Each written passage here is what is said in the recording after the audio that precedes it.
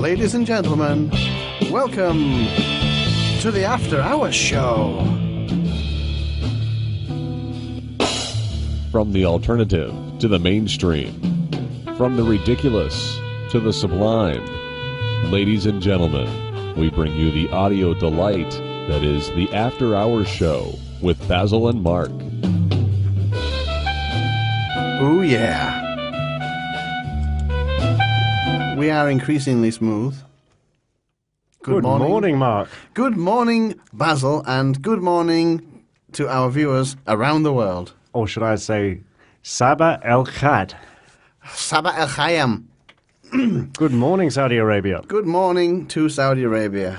And please excuse Basil, generally. I wonder what I said. I probably insulted them. You probably said something about their mother. Your mother eats boots or something like that. Or lives in a shoe. Yeah.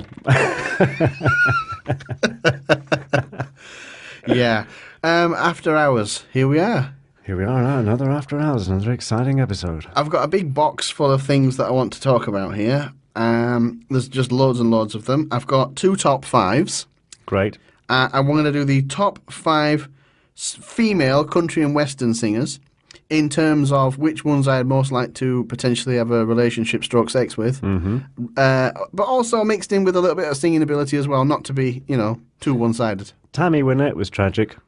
She was tragic, and she features on my list. And she was filmed a lot in her last hours. Did you know that? I didn't know that. A lot of photographs of her sort of being strung out on bit dead. drink and sleeping pills and not nice. I'm also going to do, I was originally going to do top 5 films with animals in them. Then I realised that they were all rubbish, so I changed it to the top 5 worst films with animals in them, because I couldn't actually find any that were any good. It's always easier to do a top 5 of bad films, I've found. It certainly seems to be. What's wrong with that, Hollywood? Yeah. Yeah, so, yeah. Is that it? Is that what you've got? That's what I've got on my top 5s. I've got other stuff. That's 10 minutes. I've got On This Day. We're on for an hour. I've got On This Day. Great. I've got a couple of videos to play. We've got a bit of music today. Nice. And I've got a load of topics here that I want to talk about. You've got topics. I see you've got a load of topics. Yeah, I've got a few things. Do you want to do the first one? Not particularly, but as you go on. But before we start, cornered me. Before we start, okay. We've got to hang on.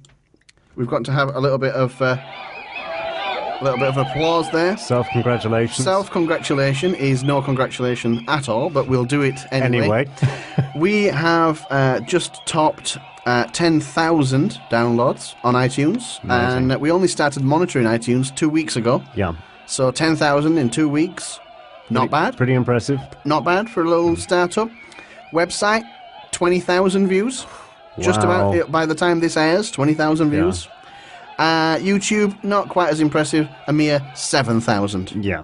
But, it's not bad. But then YouTube isn't what it used to be. It isn't. In fact, it's a desperate cesspit, to be honest with you. They've rearranged everything on it. It's very hard to find what the videos are about or what the channel is about. The whole thing's just gone to pot, really. They've made it completely impossible for anybody other than a corporate-backed entity to succeed. Absolutely. That's their intention. Yeah. Always was. Yeah, so I think the days of YouTube are numbered. They're definitely doomed. They're all doomed. iTunes is the way to go. iTunes, big time. Especially for us. Yeah, we do so well on iTunes. Quite pleased with that. First thing on your list then. Go on. Oh. Do one. It's a bit boring. Oh, really? It's just pilot episodes that were never aired. Yeah, go on. Do one then. Do you know what a pilot episode is? It is the initial episode, which is basically made to punt a show to a network to buy. Absolutely. It's a tester. And there's 2 different versions. There's the pilot that gets taken up and produced into a series, and then there's one that never sees the light of day. Correct, yes. yeah. There's the one that was actually literally on the executive's desk, and then there's the one that airs. Cast your mind back to the 1960s Batman. Yes, I will, yes. I'm casting it back right now. Remember with, who was it? Burt Ward, Adam West. Adam West. I'm not Adam Wee, am I? He had a very bad time after Batman. Yeah? Yeah, I saw clips of him going around to local fairs and that kind of thing. He couldn't get an acting job because he was typecast as Batman. I mean, yeah, completely. It ruined him. A bit like Christopher Reeve. Yeah. Who remembers anything that Christopher Reeve was in except Superman? Well, he didn't do a lot after Superman, did he? Or... No, he did some films before. There was a film where he played a Nazi. Oh, really? Yeah, I saw it the other day. He was playing a Nazi. I've forgotten what it was about now, but he played a Nazi. There was a He film. a bad guy. There was a film where he time travelled. Was there? Ooh. Not through any machinery, just time travelled. Oh, just through his own volition. Yeah. He fell in love with a girl back in 300 years past. Yes. And he used to time travel back to... I don't know how. I know it sounds a bit Yeah. weird. He was in a film also with Michael Caine called The Mousetrap or Rat Trap or something like that. It was quite good.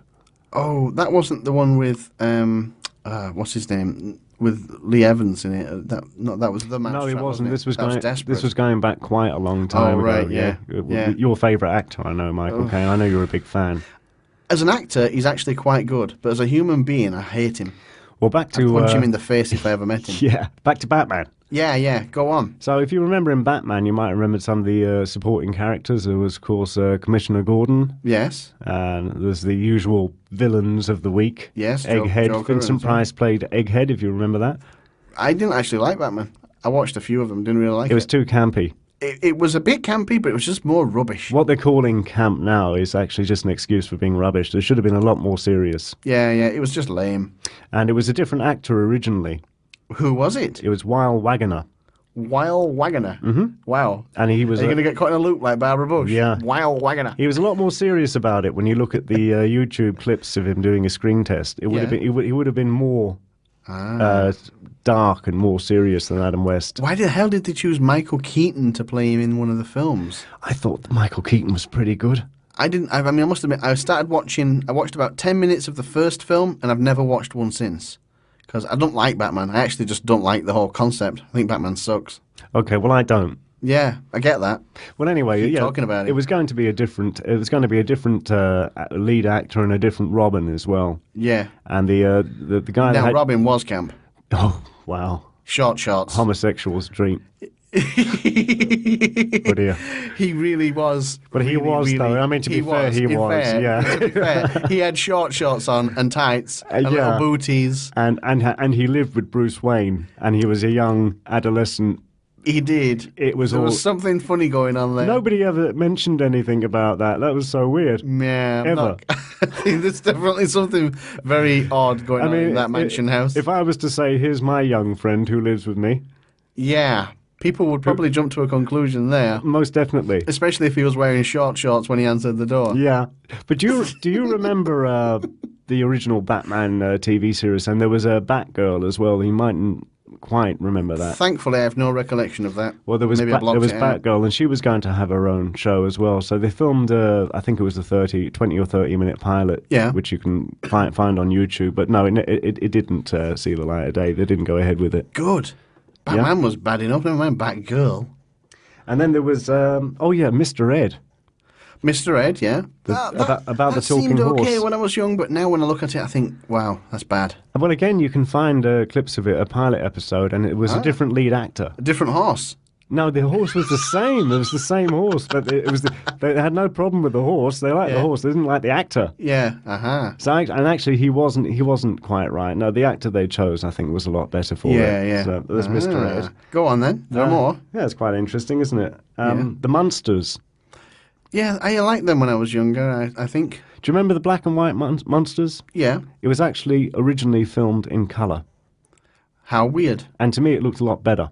In colour? Mm-hmm. Ah. And there was Herman Munster and the wife. Do you remember what the wife was called?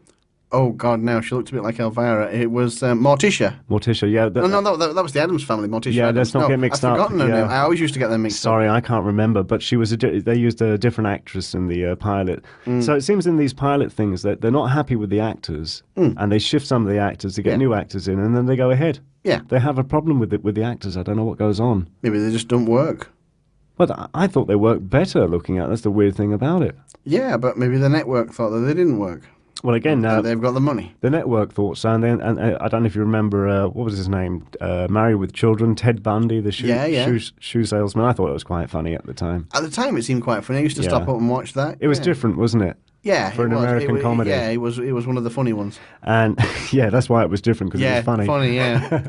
The mother and father was the same, Ted and Peggy, but the kids were completely different in the original pilot. They swapped the kids. They swapped the kids. And just post Star Trek. Oh yeah, are you going to get caught in a loop again? Are you going nerded out again? No, Leonard Nimoy. Yes. He was going to be in the 70s in what was so badly needed in the 70s. Another detective. This time it was going to be called Baffled. It had a very funky theme tune which I wanted you to play, but you were too lazy to get the video for me. Probably yes. He played a racing car driver turned psychic detective. He was a racing car driver, and he had an accident. And when he came round, he had psychic powers. So it was going to be yet another detective from the 70s. No. There is no possibility of crime in the 70s. No, I mean, why would you even bother starting? Because you're clearly not going to get away with anything. Crime must have been zero. I mean, there was Heart to Heart. There was the Invisible Man, the Incredible Hulk. There was the $6 Million Man. Yeah. There was no scope. Batman. Batman. Wonder Woman. Superman. No scope to commit a crime whatsoever. No. It's just a waste of time bothering. That's me a lot. Is that it? That's it, I'm afraid. Oh, wow, you certainly peaked quite early on. Yeah, I peaked. I spread myself too thin. Right, okay, I'm going to solve last week's mystery voice first of all. That. Here's another clip of it. Hang on. Oh. Davenport. Master Mumford's parents have come to see him. That was his voice. I'm going to reveal it to be Claypole from Rent-A-Ghost. It means nothing to me. A lot of people will be saying that. They'll be saying, what are you talking about? Yeah. Rent-A-Ghost was a 1970s stroke early 80s British comedy. Yeah, around that time. About an agency where you can, in fact, rent a ghost to spook people for your own means. Oh, are you saying that this in your country, Britain, where you grew up, you had children's television? Because I know in Ireland, where I grew up, we didn't have any. When I came home from school in the late 70s, early 80s, the first thing that came on would have been either A, Bonanza. Probably a man shouting at you, telling you you're not good enough. No, Bonanza. You're not good enough. And Upstairs, Downstairs. That's what I was watching as a child. And the TV didn't start. God, no wonder you turned out like you did. It didn't start until 4 o'clock. Oppressed much? I don't know. Watching Victorians and cowboys. I think it was better for me. I think I learned more. Hang on a minute. I've just solved the entire problem with what's been going on in Ireland with the Catholic Church and the priests. Bonanza, cowboy, homoerotic. Then you've got upstairs, downstairs, repressed. Homoerotic, repressed. Homoerotic, repressed. Repeat, repeat, repeat. It's priests. Well, yes. Homoerotic and repressed. I don't know. I have no answer for you. I've solved it. That's probably what caused it. Bonanza and upstairs, downstairs. Well, that was children's television. Well, I rest my case even more. What else was there? Oh, Emmerdale Farm. Yeah, well, that's still going. Yeah. Not really children's television, though. No, but what happened was they repeated it from the very beginning. So I went back to the whenever Emmerdale Farm started. No idea, it was about mid-70s, I think, or early 70s. Wow. And so they started airing it from the very beginning every day. Oh God. So this would have been the 80s, and I was watching 1970s Emmerdale Farm. Yeah. Emmerdale Farm, we're now called Emmerdale, I'm told repeatedly every week when I call it Emmerdale Farm, is a soap opera in England. And its sole purpose is to, like most soap operas, make you feel that your life is better than theirs. And the theme for Emmerdale Farm is arguing. Yeah. EastEnders is depression. Go on. Coronation Street is deviousness and underhandedness and backstabbing. And Emmerdale Farm is arguing and anger. Well, Coronation Street sure as hell didn't start out like that. I don't think. A lot of things don't start out that way. But I tell you, Emmerdale Farm was a great programme when it did start in the beginning. Yeah? Yeah, it's pretty good. Oh, right. Good storylines. Interesting, kind of. Quite dramatic. I think a little bit better than it is now. Yeah. I don't know. I don't watch it anymore. It's just people shouting at each other. It's awful. Yeah. I don't want to listen to that. Yeah. Another topic? Yes. Have you done with your... Yes. Because you wanted to go through the TV guide, didn't you? But I did. And we still don't have the link. Well, I did send you the link. Yeah, and as I keep saying, the studio is not where I am. Okay, on the next episode of the Out There Hour, we're going to time travel through TV history. At any given point, we can pull up a TV listing. It could be from 1982 BBC, or it could be the birth of Channel 4, which was a very exciting time for me. We could probably tell people what was on TV at the moment they were born, if they know the time. Well, they haven't got every single day, every single listing. They've got quite a lot, though. It's quite random, yeah. I can tell you what was on that day, then, at least. They can tell you what was on, say, on a Friday on BBC Two. Yeah, on this day in, like, 1980 in 1979, which is kind of interesting. Yeah, kind of. If somebody had bothered. If somebody had bothered to write it down on a piece of paper or email it or send it by some medium that actually gets into the studio rather than to my personal Join us next time on the Out There Hour. Yeah, why not? Okay, I'm going to pick another topic. Yeah. I'm going to play something now, which I hope doesn't come up as a flag on YouTube, but if it does, so be it. I'll edit it out and you won't hear it, but here you go. What on earth is this all about? This is quite old now, but I'm going to play it anyway. Where is it? Here we are. Hang on. Do you know what that is? No. People are screaming at the screen or their iPod or wherever listening to this. I think I know what it is. Go on. Is it from an Atari game? No, oddly enough, but it is 8-bit music, so you're not far off. That is a video of a song. I'm not really sure whether or not to call it the artist or featuring in it. It's called Nyan Cat. Okay. Nyancat. Nyan Cat. Is it like Crazy Frog? Kind of. Somebody somewhere decided in their infinite wisdom they were going to make this song made up of meows and put this little graphic on the screen of a cat jumping up and down, and it's made of rainbows and stuff. It's completely weird and psychedelic. What was it? Some kind of thing that took off on YouTube? Yeah, it was really big. It went viral. Yeah. It was just weird. And I've never mentioned it before, and I thought I'd just mention it because it is weird.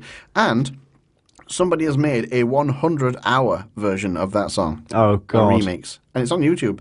And one of the comments underneath it is pure class. They said, can you make a longer version, please? Because hitting the repeat button is really, really irritating. Yeah. Somebody on a lot of drugs or mentally ill. Yeah, I think you've got to be completely stoned. I'm just thinking. I mentioned Atari there, and something occurred to me back in the day when video games were first invented. Yeah. And you used to plug it into your TV. Yes. And you used to play this thing. Was it Bok? You used to knock a white ball. It was pong, ping, pong, yeah, pong. Something like. Did you ever play that where you used to knock a white ball one over to the other? Yeah, I had one of those. It was two lines. It was a black screen, two lines, two white lines, and a white ball. And you. I think I had one of those. It wasn't a ColecoVision. It was before that. It was actually. I think it was just that one game that they had on. Yeah. There. And I had the Atari 2600. They had like a wooden veneer case on them. Okay. And then they brought out a black slicker version. And what could you play on that? You got proper games for that. They were a bit rough, but they were proper games. I can't remember. You got usual Pac-Man type stuff. Yeah. But they were got colour in them. And then there was, I suppose, pretty soon after that, you got PlayStation 1, did you? Or Nintendo, sorry. Yeah, I think Nintendo was earlier, I think. First, and then you got Master System, and the rest is history. Yeah. And you're just going to nerd out if you start talking about it. I'm not anymore. going to. No, Don't nerd out. Yeah. Don't nerd out. But I nerded out a little bit with Nyan Cat, but I just wanted to play it. Resist. Yeah, resist.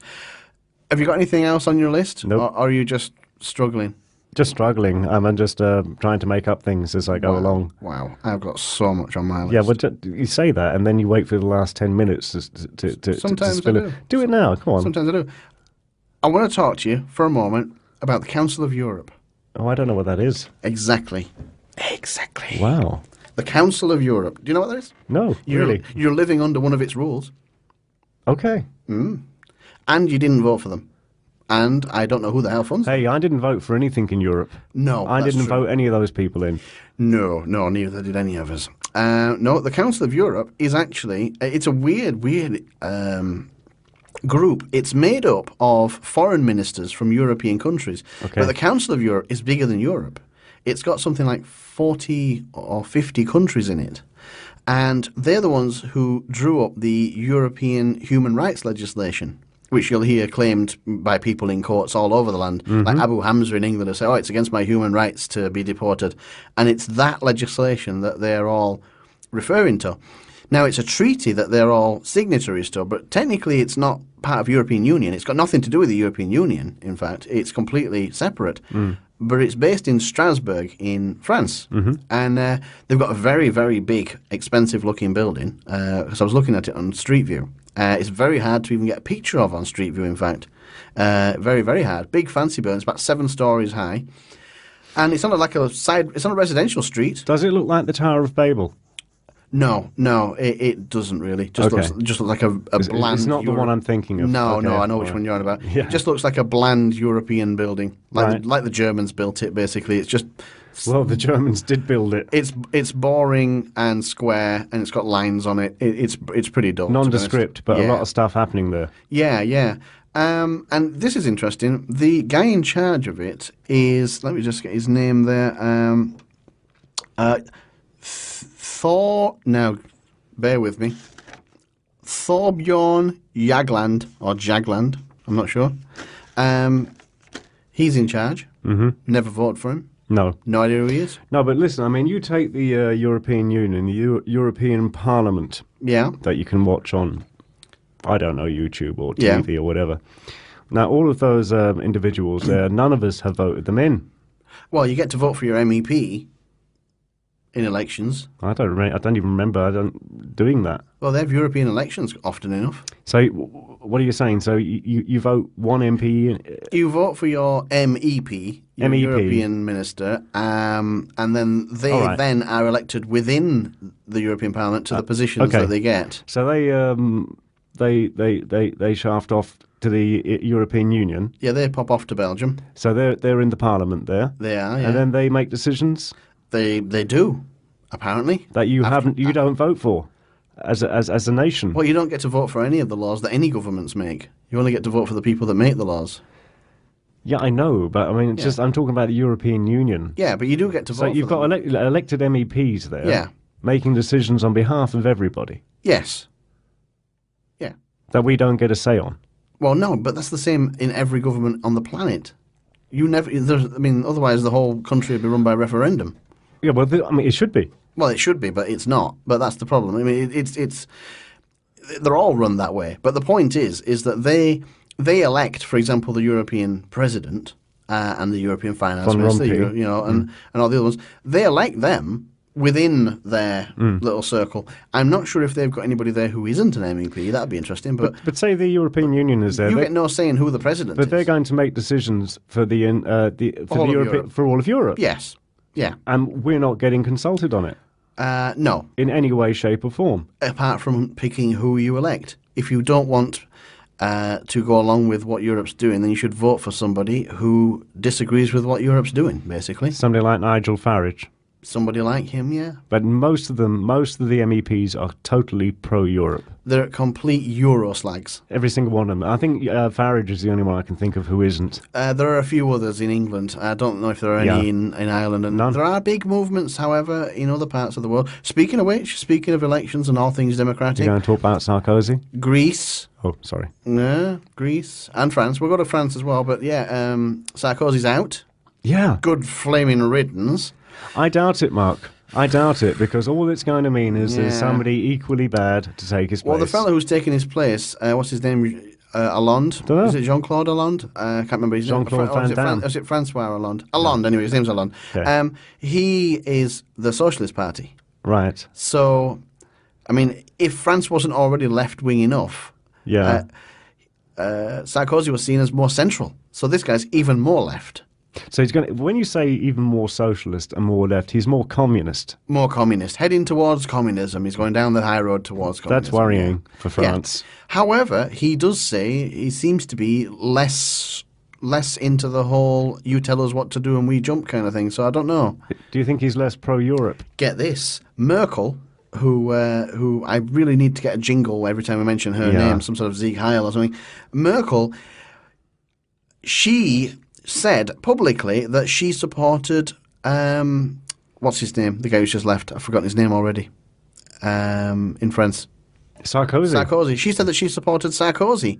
And I thought to myself, you are a sovereign leader of Germany. Mm-hmm. He is the sovereign leader of France. You've got no frigging business recommending or commending anybody in another country. No, not in That's any way. Completely beyond her remit. Yeah. She's not allowed an opinion on that. I mean, they've been treating this thing like a little club. What a joke. Haven't they?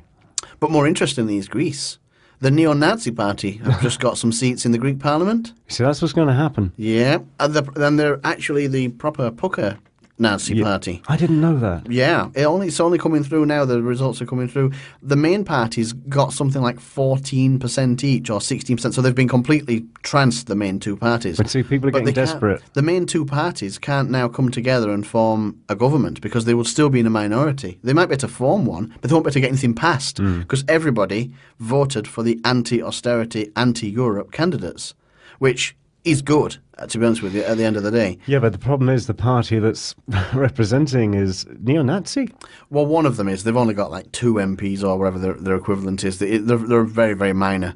But they're more, I'm assuming they're mostly independents, I would say. See, that's the position I'm in at the moment. I'd probably vote for Adolf Hitler if he was anti-Europe and anti-austerity. I probably would as well. Do you see what I'm saying? I'm not a great fan. And I'm not a fan of Hitler. No. And we have to mention him. Anything that breaks up the European Union is good would get my vote, to be honest with you, because that is not, it's turning into a nightmare. Yeah. It really is. And a lot of people just don't even see it. They got their heads down. And designed to be such. Yeah. Oh, completely. Yeah. It's a huge system of control. Incidentally, lots of people have been having elections lately, and lots of people have been Putin, for example, just took office again against the constitution of the country, which he had to have amended. But lots of people are trying to get back into power and get the renewal and things like that. And there's been a number of it. There was another election this week in, was it Serbia? There's been loads of them. Jean-Claude Juncker, the European finance minister, I think he was obviously the ECB guy, I think he was the finance minister for Europe, he's just quit. Right. And I'm always interested when people in top positions quit. Yes. Because I always wonder, is it that you don't want to be in charge on the day it all goes tits up? Yeah. Because that's what always goes through my mind when somebody in a really good job quits. Or were they actually trying to make improvements? Did they have a change of heart and wanted things to be better? They always seem to have to quit. Yeah, sometimes the good guy has to quit, like Kennedy did with a bullet in his head. Yeah. But generally, I think I'm more of the opinion that they quit because they don't want to be the guy left holding the baby. Okay. And he resigned. Now, he is interesting. I was looking him up. His father fought in the Weimar Republican Army. He is also the longest-serving democratically elected leader on Earth, ever. Wow. He's the Prime Minister of Luxembourg. Wow. Yeah. But it's interesting that somebody from Luxembourg, which, let's face it, is a nowhereville. It's like the size of Rhode Island or something. Yeah. It's tiny. It's a little tiny nowhereville. You wouldn't find it on a map, even if you knew where it was. I would struggle to find it. It's so small. And he's in charge of the finances for the European Union. And this guy runs Luxembourg. That would be like getting somebody from the Uncle Joe's grocery store and putting him in charge of Walmart's finances division. It's absolutely insane. Is it the hope that he wouldn't know what he was doing? Maybe. I don't know. Maybe.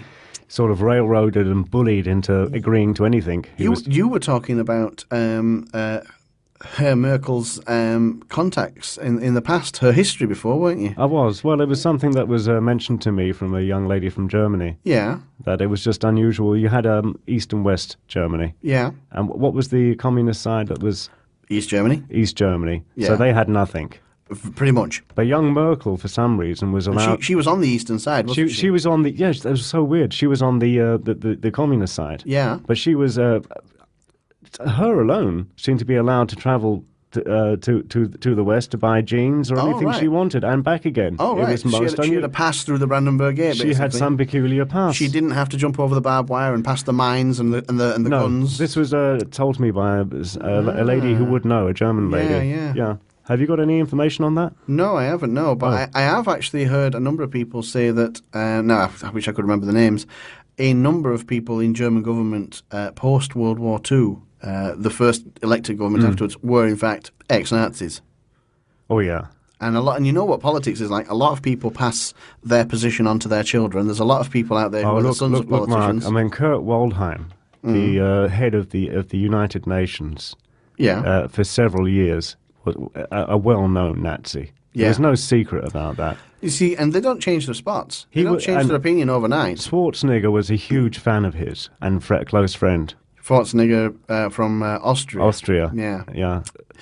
Yeah. Yeah, Kurt Waldheim was. It's very, very hard to believe what these people say on the surface of things. Sure is. Because changing those spots and all that kind of thing. And now we've got an ex-Nazi Pope.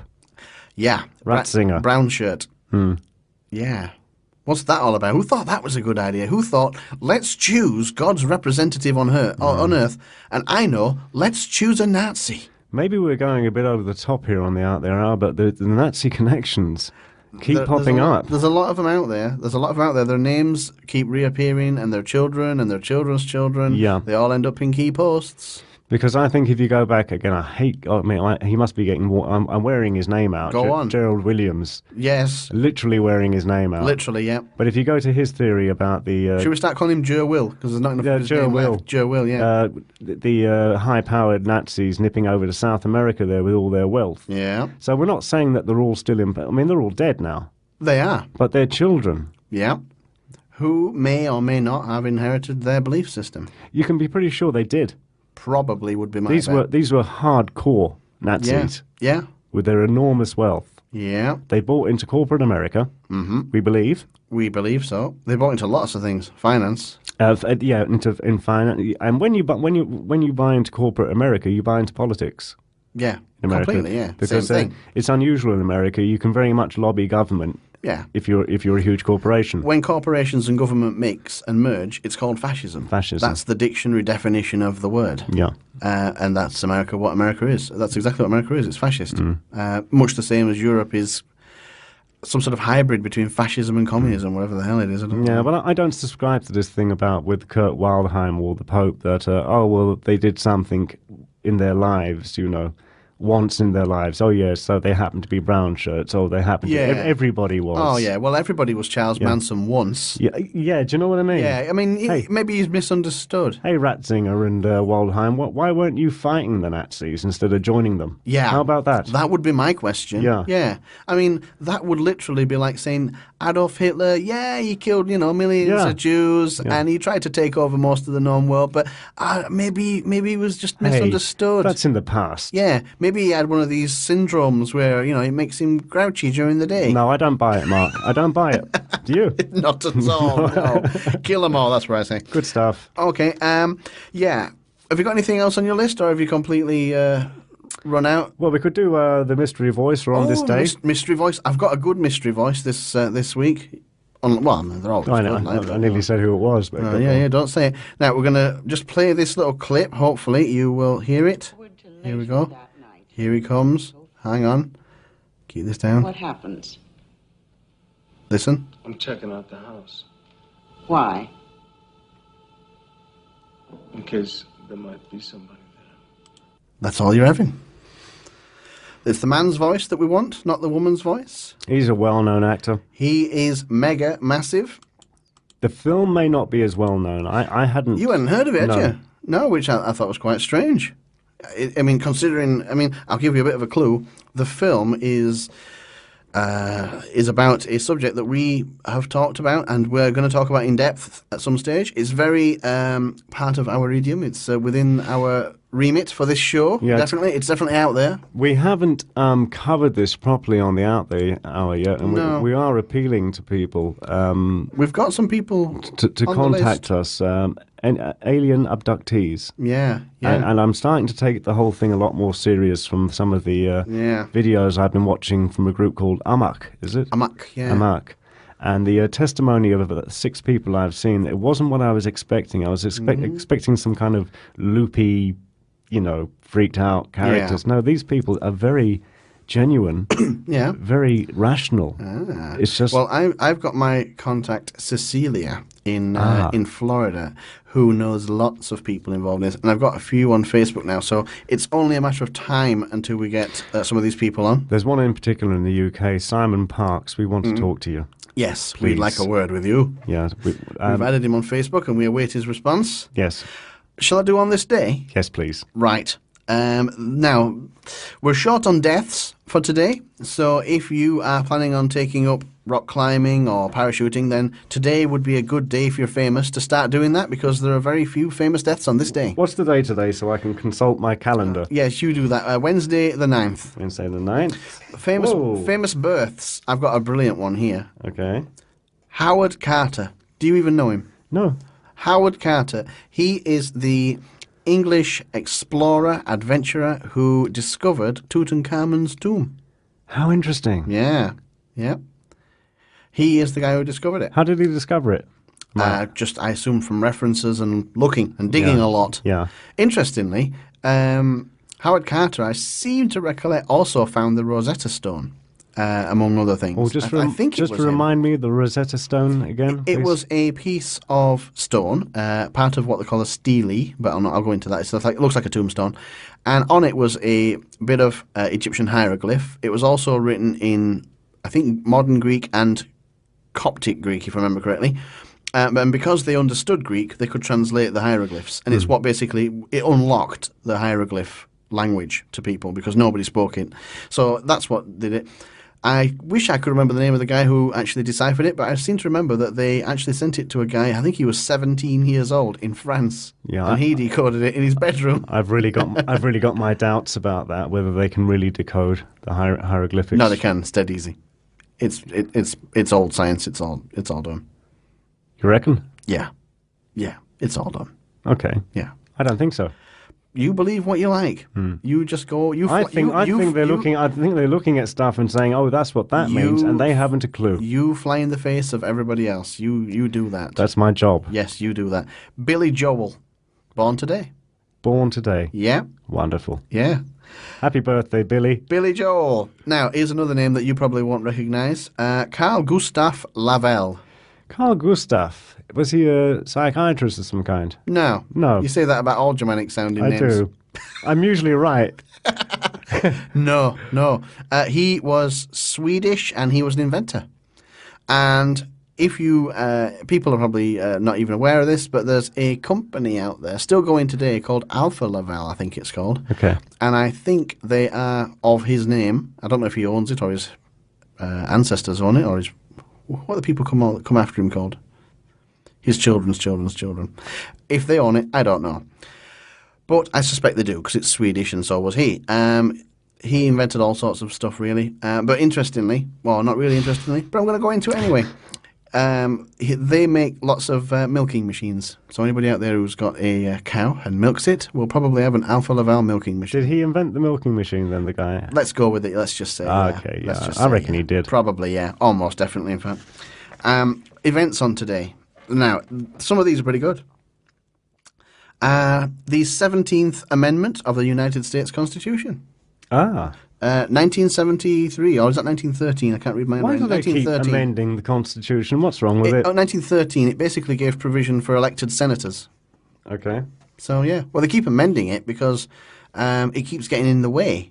It keeps getting in the way of the plan. Yeah. I mean, the original Constitution gave you loads of rights, like freedom of speech. All this freedom and liberty and all that. I mean, what do you need that for? They don't amend it to give you more rights. No, I don't want freedom and liberty. I want to be safe. Exactly.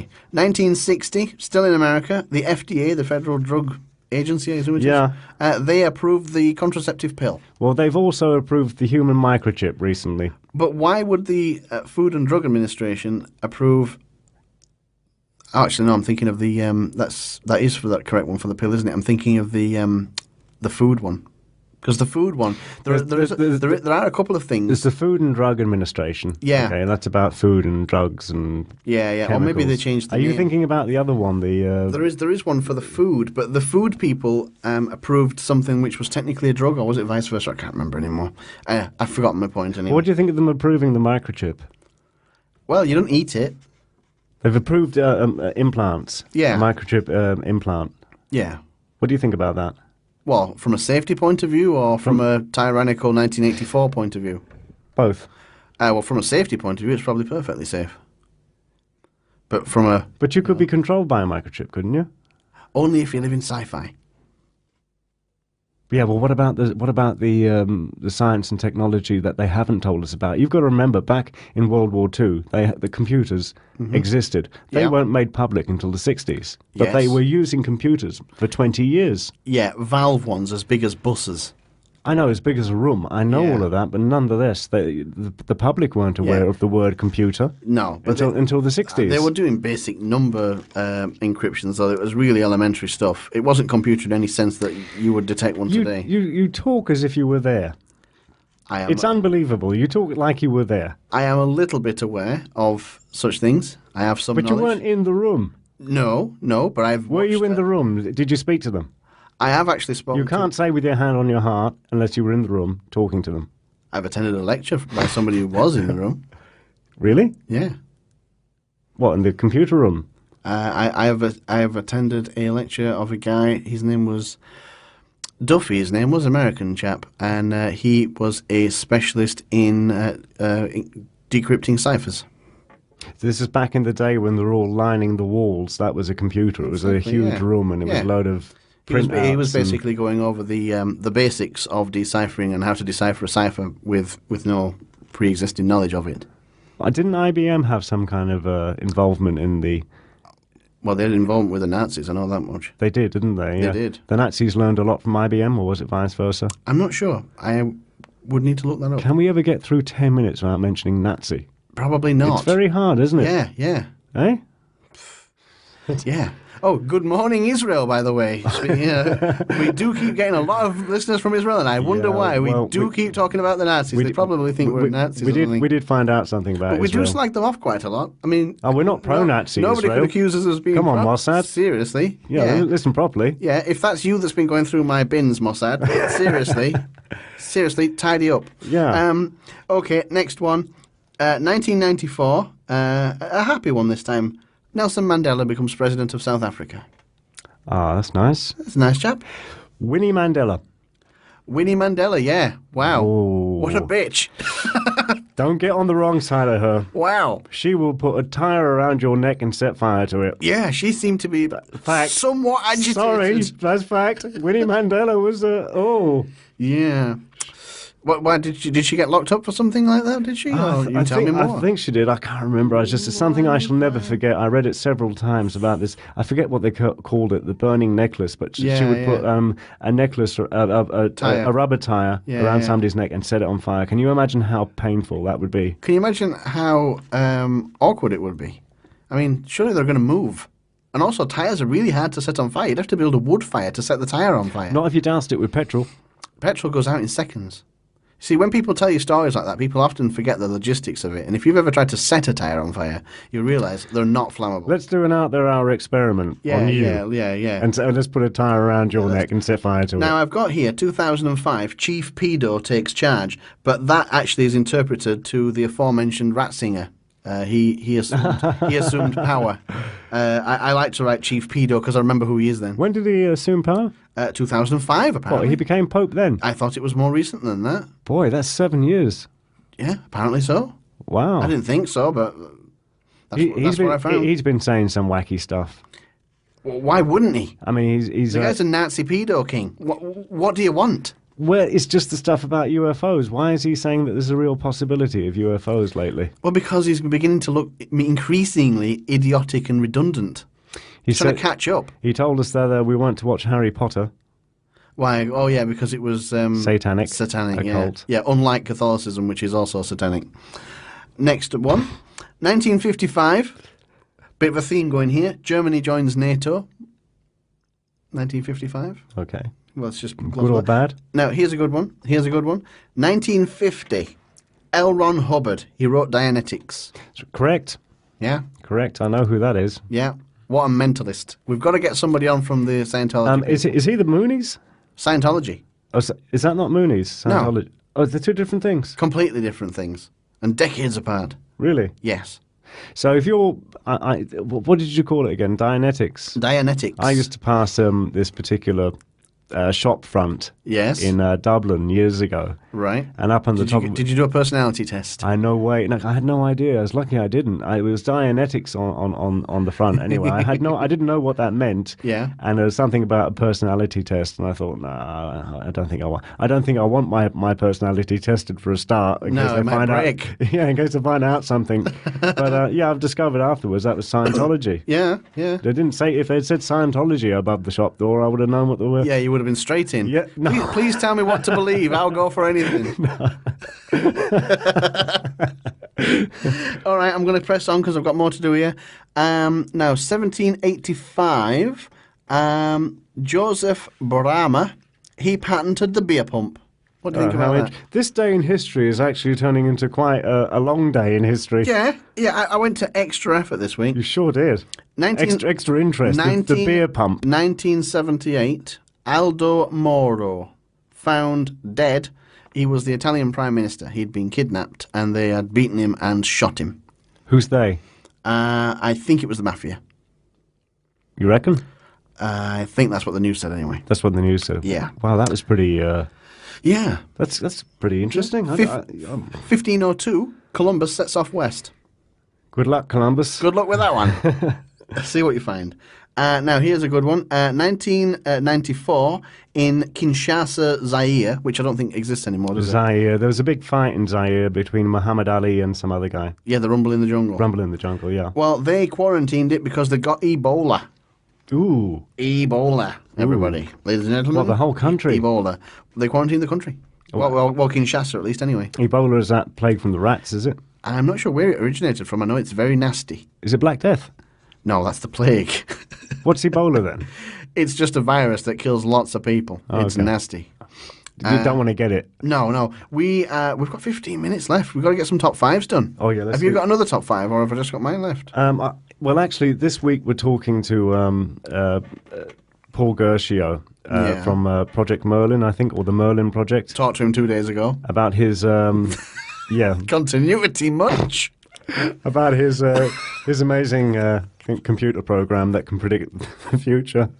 Yes. And so we were going to do a top five of supercomputers that have gone mad, but... now it's computers that have gone mad. Niche much? But I couldn't figure that out either, so it's a top three.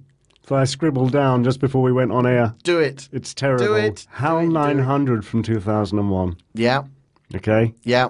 The Bat computer, Batman's computer, because we were talking about Batman. That's basically a wall with a slot and a flashing light. The computer from Superman 3, I just nicked from you. You nicked from me, yeah. Have you got one? Whopper from War Games. Okay, how about the Matrix computer, whatever that was? Don't know if there is an actual computer. It's a matrix. Yeah. By definition. Let's move on really swiftly. Gloss right over that. That was what bad. A disaster. Yeah. Country and Western singers, female variety. Nice, yeah. Number 5.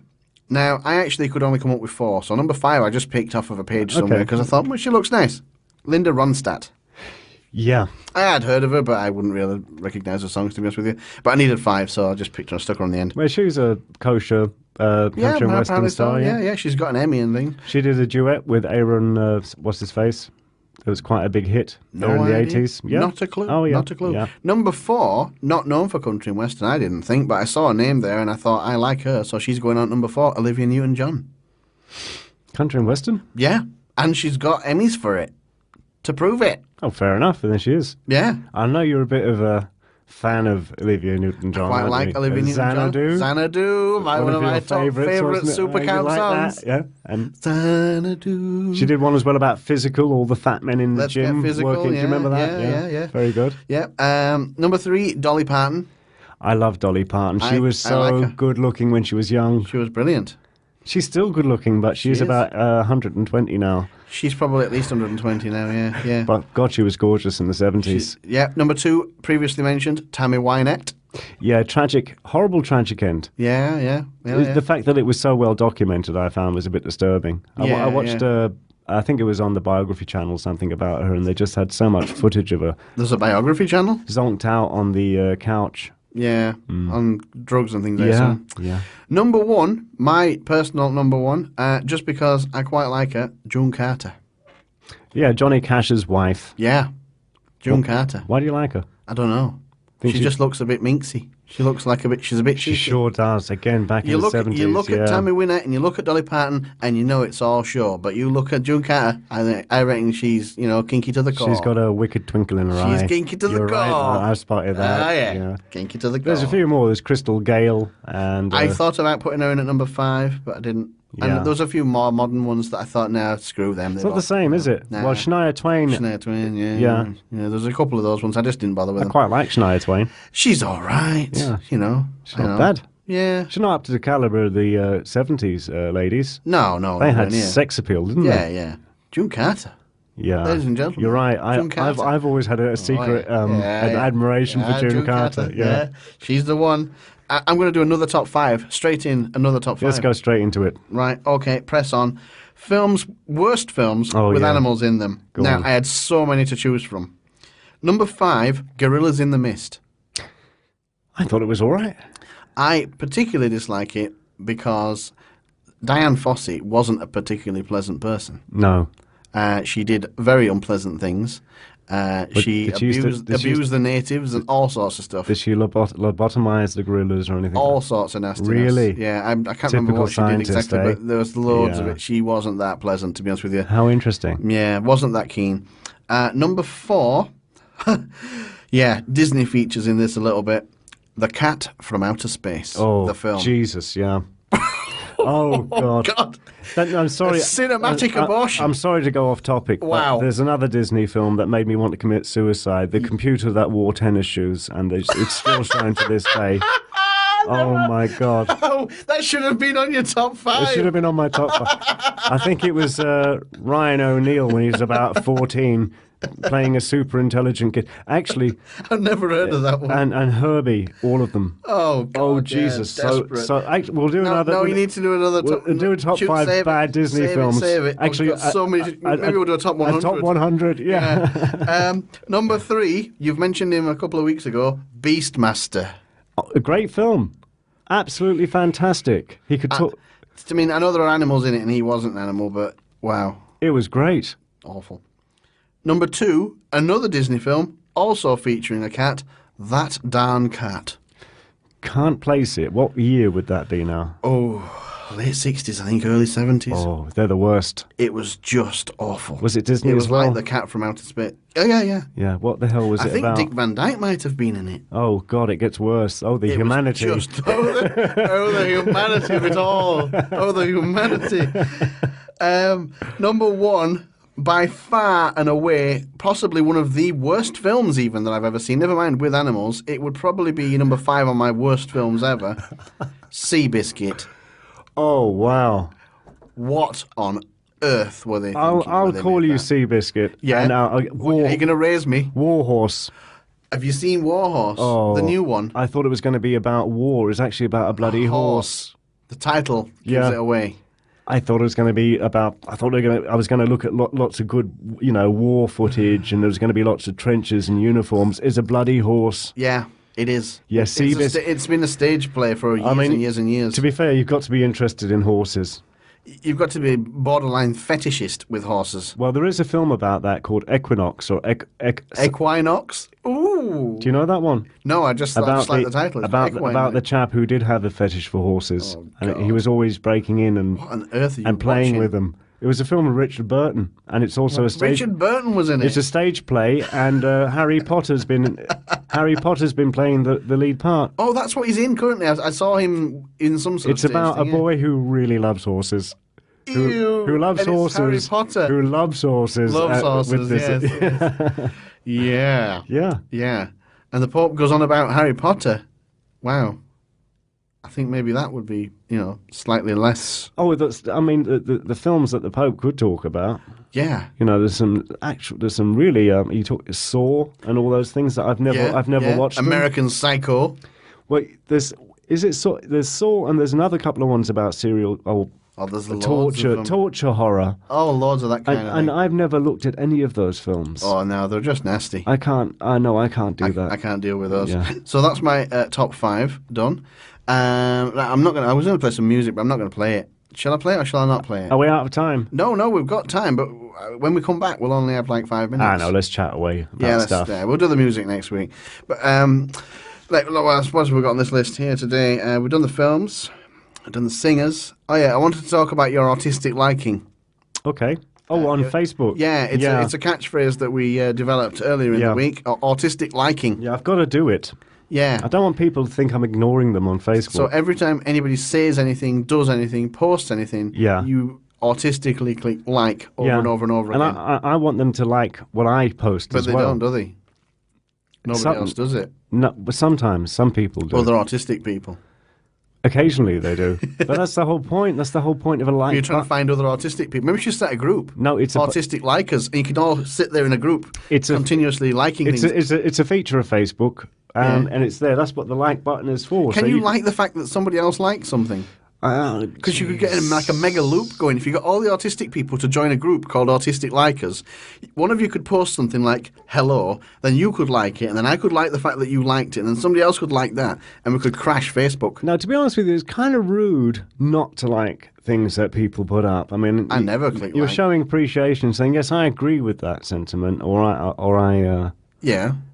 I'm with you on that. So I agree with lots of things, but I don't go around liking them. That's the whole point of Facebook. That's what the like button is for. I'm going to drop an interesting bomb on you. Go on. Because we've got 5 minutes left. Right.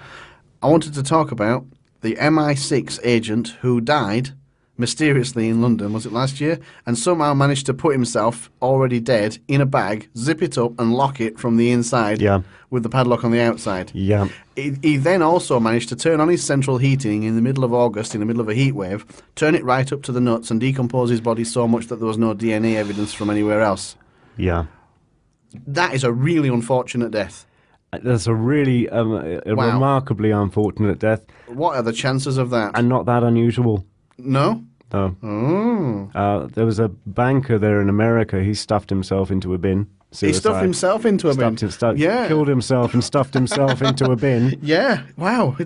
See, that's it can happen. It's one of those freak accidents of nature. We need to look into it a bit more because we're going to be having Paul Westwood on in a few weeks. Oh, yes. Talking about Dr. David Kelly. Dr. David Kelly. And what I want to say to Paul is, what about all these, like that one you mentioned and one I've just mentioned, what about these other suicides, apparent suicides, yes, where they go to such trouble to dispose of their own bodies. Yeah, I mean they got professional contortionists and things. Why you would do that for a living, I don't know, but they got professional contortionists to try and get into this bag to say, and they tried 300 times, I think they said, and none of them could do it. Well, one I shall never forget was Washington Madame on the Alex Jones. Washington Madame. When I say a madam, I mean she is actually a madam. No, she was a proprietor of a whorehouse. That's what I'm saying, a madam, yes. Yeah. Okay, yeah. And I remember her on the Alex Jones show, and I remember how rational she was, and she was going to be doing some whistleblowing on a few of her clients. Yeah. Because she was coming under some pressure. And it was very evident that she wasn't distraught or wasn't wanting to kill herself or anything like that. Yeah. A week later, she was found hung. Ah, interesting. It was really, I found that very upsetting because I do remember listening to the lady. Yeah, yeah. And to see it all seemed to unfold in my eyes. She wasn't suicidal, Mark. Yeah, yeah. No way.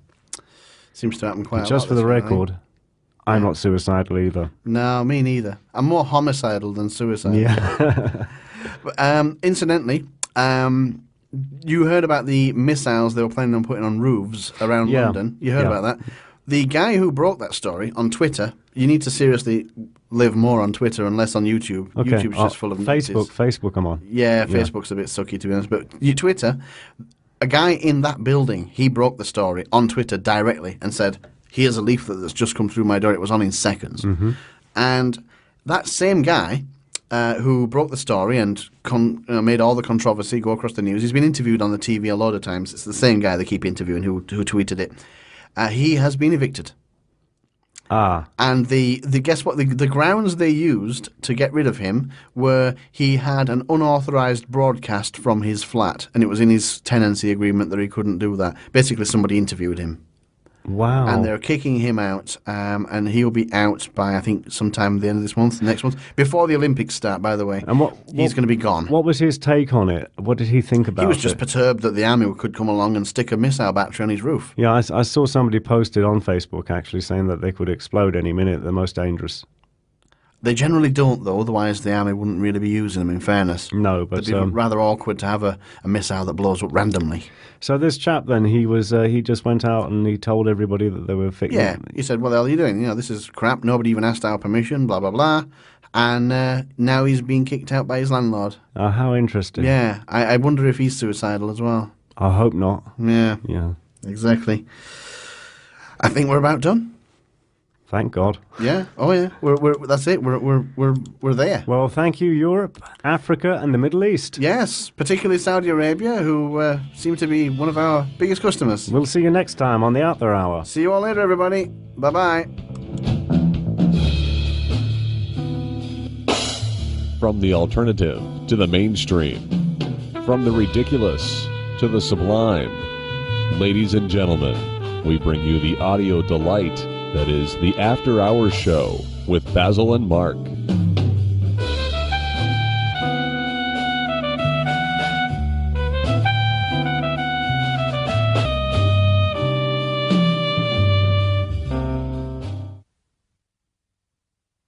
Adam West. Adam Wee. Adam West. I'm not Adam Wee. Or am I? He had a very bad time after Batman. Yeah? Yeah, I saw clips of him going around to local fairs and that kind of thing. He couldn't get an acting job because he was typecast as Batman. I mean, yeah, completely. It ruined him. A bit like Christopher Reeve. Yeah. Who remembers anything that Christopher Reeve was in except Superman? Well, he didn't do a lot after Superman, did he? No, he did some films before. There was a film where he played a Nazi. Oh, really? Yeah, I saw it the other day. He was playing a Nazi. I've forgotten what it was about now, but he played a Nazi. There was a film. There was a film where he time travelled. Was there? Ooh. Not through any machinery, just time travelled. Oh, just through his own volition? Yeah. He fell in love with a girl back in 300 years past. Yes. And he used to time travel back to... I don't know how. I know it sounds a bit weird. He was in a film also with Michael Caine called The Mousetrap or Rat Trap or something like that. It was quite good. Oh, that wasn't the one with... what's his name? With Lee Evans in it. That was The Mousetrap. No, it wasn't. This was Desperate. going back quite a long time ago. Right, yeah. Your favourite actor, I know, Michael Caine. I know you're a big fan. As an actor, he's actually quite good, but as a human being, I hate him. Well, back to... I'd punch him in the face if I ever met him. Yeah, back to Batman. Yeah, go on. So if you remember in Batman, you might remember some of the supporting characters. There was, of course, Commissioner Gordon. Yes. And there's the usual villains of the week. Yes, Egghead. Joker Vincent Price played Egghead, if you remember that. I didn't actually like Batman. I watched a few of them, didn't really like it. It was too campy. It was a bit campy, but it was just more rubbish. What they're calling camp now is actually just an excuse for being rubbish. There should have been a lot more serious. Yeah, it was just lame. And it was a different actor originally. Who was it? It was Weil Wagner. Weil Wagner? Mm-hmm. Wow. And he was... Are you going to get caught in a loop like Barbara Bush? Yeah. Weil Wagner. He was a lot more serious about it when you look at the YouTube clips of him doing a screen test. It would have been, he would have been more... dark and more serious than Adam West. Why the hell did they choose Michael Keaton to play him in one of the films? I thought that Michael Keaton was pretty good. I must admit, I watched about 10 minutes of the first film, and I've never watched one since. Because I don't like Batman. I actually just don't like the whole concept. I think Batman sucks. Okay, well, I don't. Yeah, I get that. Well, anyway, talking about it. It was going to be a different lead actor and a different Robin as well. Yeah. And the guy now Robin was camp. Oh, wow. Short shorts. Homosexual's dream. Oh dear. He really was. But he was, though. I mean, to be fair, he was. Yeah. To be fair, he had short shorts on and tights and little booties. And he lived with Bruce Wayne, and he was a young adolescent. He did. There was something funny going on there. Nobody ever mentioned anything about that. That was so weird. Yeah. Ever. There's definitely something very odd going on in that mansion house. If I was to say, here's my young friend who lives with me. Yeah. People would probably jump to a conclusion there. Most definitely. Especially if he was wearing short shorts when he answered the door. Yeah. But do you remember the original Batman TV series? And there was a Batgirl as well. You mightn't quite remember that. Thankfully, I have no recollection of that. Well, there was Batgirl, and she was going to have her own show as well. So they filmed, I think it was a 20 or 30 minute pilot, which you can find on YouTube. But no, it didn't see the light of day. They didn't go ahead with it. Good. Batman was bad enough. Never mind Batgirl. And then there was, Mr. Ed. Mr. Ed, yeah. About the talking seemed okay horse. when I was young, but now when I look at it, I think, wow, that's bad. Well, again, you can find clips of it, a pilot episode, and it was a different lead actor. A different horse. No, the horse was the same. It was the same horse, but they had no problem with the horse. They liked the horse. They didn't like the actor. Yeah, So, and actually, he wasn't quite right. No, the actor they chose, I think, was a lot better for it. Yeah. So there's Mr. Ed. Go on then. There are more. Yeah, it's quite interesting, isn't it? The Munsters. Yeah, I liked them when I was younger, I think. Do you remember the black and white monsters? Yeah. It was actually originally filmed in colour. How weird. And to me, it looked a lot better. In colour? Mm-hmm. Ah. And there was Herman Munster and the wife. Do you remember what the wife was called? Oh, God, no. She looked a bit like Elvira. It was Morticia. Morticia, yeah. No, that was the Addams family, Morticia Yeah, Addams. let's not get mixed up. I've forgotten her Yeah. name. I always used to get them mixed up. Sorry, I can't Ladies and gentlemen, welcome to the After Hours Show. From the alternative to the mainstream. From the ridiculous to the sublime. Ladies and gentlemen, we bring you the audio delight that is the After Hours Show with Basil and Mark. Oh, yeah. We are increasingly smooth. Good morning, Mark. Good morning, Basil, and good morning to our viewers around the world. Or should I say, Sabah El Khad. Sabah El Khayam. Good morning, Saudi Arabia. Good morning to Saudi Arabia. And please excuse Basil, generally. I wonder what I said. I probably insulted them. You probably said something about their mother. Your mother eats boots or something like that. Or lives in a shoe. Yeah. Yeah. After Hours, here we are. Here we are now, another After Hours, another exciting episode. I've got a big box full of things that I want to talk about here. There's just loads and loads of them. I've got 2 top 5s. Great. I'm going to do the top 5 female country and western singers in terms of which ones I'd most like to potentially have a relationship stroke sex with. Mm-hmm. But also mixed in with a little bit of singing ability as well, not to be, too one-sided. Tammy Wynette was tragic. She was tragic, and she features on my list. And she was filmed a lot in her last hours. Did you know that? I didn't know that. A lot of photographs of her sort of being strung out on bit dead. drink and sleeping pills, and not nice. I'm also going to do, I was originally going to do top 5 films with animals in them. Then I realised that they were all rubbish, so I changed it to the top 5 worst films with animals in them, because I couldn't actually find any that were any good. It's always easier to do a top 5 of bad films, I've found. It certainly seems to be. What's wrong with that, Hollywood? Yeah. Yeah, so, yeah. Is that it? Is that what you've got? That's what I've got on my top 5s. I've got other stuff. That's 10 minutes, remember, but she was they used a different actress in the pilot. So it seems in these pilot things that they're not happy with the actors, and they shift some of the actors to get new actors in, and then they go ahead. Yeah. They have a problem with the actors. I don't know what goes on. Maybe they just don't work. But I thought they worked better looking at. That's the weird thing about it. Yeah, but maybe the network thought that they didn't work. Well, again, they've got the money. The network thought so, and I don't know if you remember what was his name, Married with Children, Ted Bundy, the shoe salesman. I thought it was quite funny at the time. At the time, it seemed quite funny. I used to stop up and watch that. It was different, wasn't it? Yeah, for an American comedy. Yeah, it was one of the funny ones. And yeah, that's why it was different, because it was funny. Funny, yeah. The mother and father was the same, Ted and Peggy, but the kids were completely different in the original pilot. They swapped the kids. They swapped the kids. And just post Star Trek. Oh yeah, are you going to get caught in a loop again? Are you going nerded out again? No, Leonard Nimoy. Yes. He was going to be in the 70s in what was so badly needed in the 70s. Another detective. This time it was going to be called Baffled. It had a very funky theme tune, which I wanted you to play, but you were too lazy to get the video for me.